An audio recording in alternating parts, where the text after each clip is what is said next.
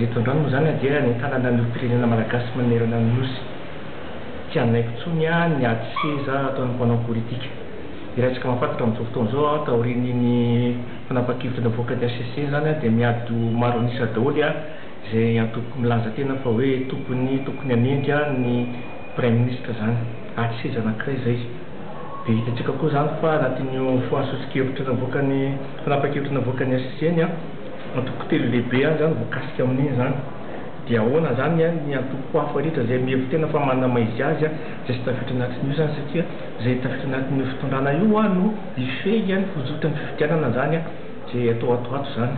Dia tsy maintsy hisy ady seza koa zany satria hisy ady sisika zany hitsofina anatin'ny gouvernementa io zany afahana mifehy zany fojotran'ny fifidianana. Ady seza daholo zany.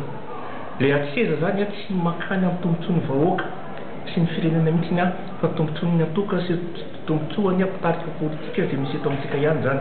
Zay zany mahatonga izay miteny hoe zany rehetra zany tsy mahasoa ny firenena, tsy mahasoa ny vahoaka malagasy, tsy mahasoa ny taranaka malagasy.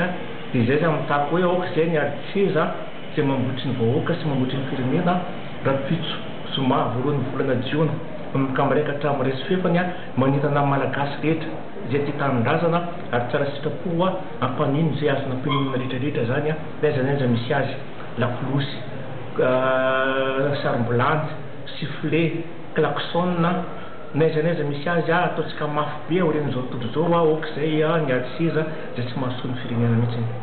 Ny ACC isan'ny tena hoe marimarika azy satria misy desa politika teto amin'ny firenena misy nifidinana tena andalam-be tsy maintsy mifarana fampirisiana ho anareo zay zany tsy mitia ny fanapakevitra navoaka ny ACC.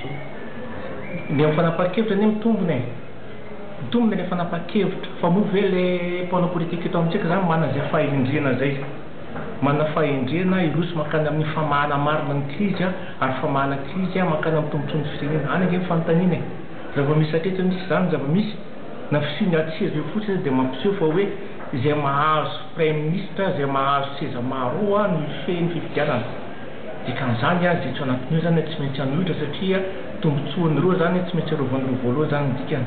Zay mahatonga izay miteny hoe fanaovana politika eto amintsika zany mila miova tanteraka.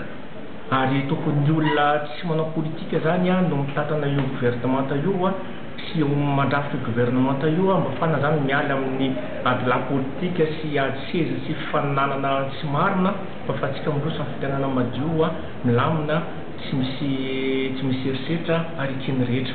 Manana olona voatotra anaty gouvernementa misy société civile. Société civile tsy manao politika, société civile tsy miditra amin'izany rafitra exécutif zany mihitsy. Fa atsika malagasy manana teknisianina maro anie. Be dia be ny teknisianina afaka mandrafitra ny gouvernementa io teknisianina manam-pahaizana afaka mandrafitra ny gouvernementa io ary teknisianina tsy manao politika fa teknisianina afaka mitondra zany amin'ny fomba madio sy mangarara ny raram-pirenena.